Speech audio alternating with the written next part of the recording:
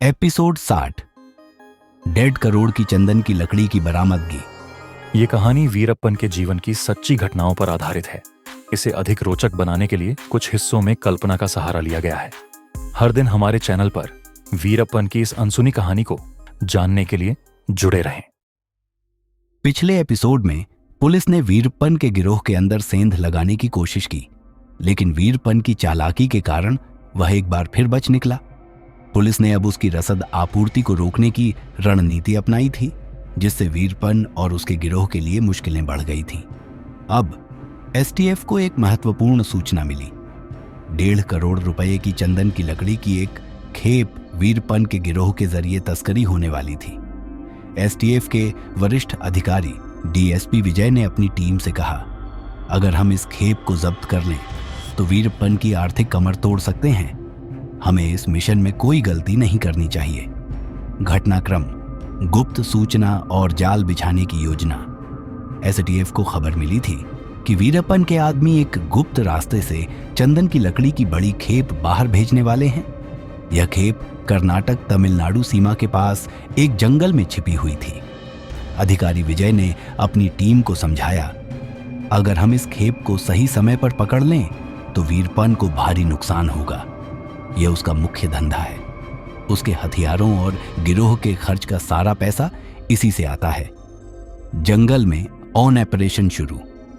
रात के अंधेरे में एसटीएफ ने जंगल के अंदर घुसने का फैसला किया। टीम के कुछ अधिकारी छिपकर वीरप्पन के आदमियों पर नजर रखने लगे।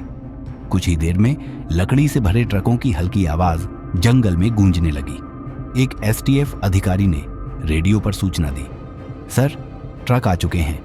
वीरप्पन के आदमी लोडिंग कर रहे हैं। डीएसपी विजय ने आदेश दिया, सब तैयार रहें, ऑपरेशन शुरू करें। पुलिस का हमला और मुठभेड़।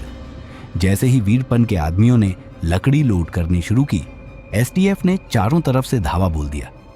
गोलियों की आवाज से पूरा जंगल गूंज उठा। कुछ तस्कर मौके पर ही पकड़े गए, लेकिन कुछ भागने में कामयाब रहे। एक तस्कर चिल्लाया, भागो, पुलिस ने हमें घेर लिया है। एसटीएफ ने 1.5 करोड़ रुपए की चंदन की लकड़ी को जब्त कर लिया और वीरप्पन के कई करीबी आदमियों को गिरफ्तार कर लिया। वीरप्पन को झटका।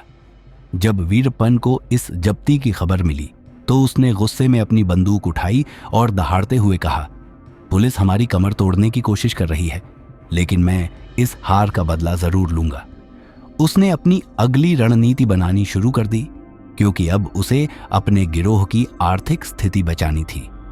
परिणाम, इस ऑपरेशन से एसटीएफ को पहली बार वीरप्पन की तस्करी नेटवर्क पर सीधा प्रहार करने का मौका मिला। पुलिस को अब यकीन हो गया कि वीरप्पन कमजोर पड़ रहा है, लेकिन वह इतनी आसानी से हार मानने वाला नहीं था। अगले एपिसोड की झलक। वीरप्पन का गुस्सा अब और बढ़ चुका था। उसने पुलिस से बदला लेने के लिए एक और भयानक साजिश रची। इस बीच कर्नाटक के वन रक्षक मोहनिया की रहस्यमय तरीके से हत्या हो गई। क्या यह वीरप्पन का काम था या फिर जंगल में कोई और साजिश चल रही थी? जानिए अगले एपिसोड में। हमारे चैनल से जुड़े रहें और वीरप्पन की पूरी कहानी जानने के लिए हर दिन हमारे अगले एपिसोड का इंतजार करें। अगर आपको यह एपिसोड पसंद आया हो तो लाइक और सब्सक्राइब करना न भूलें।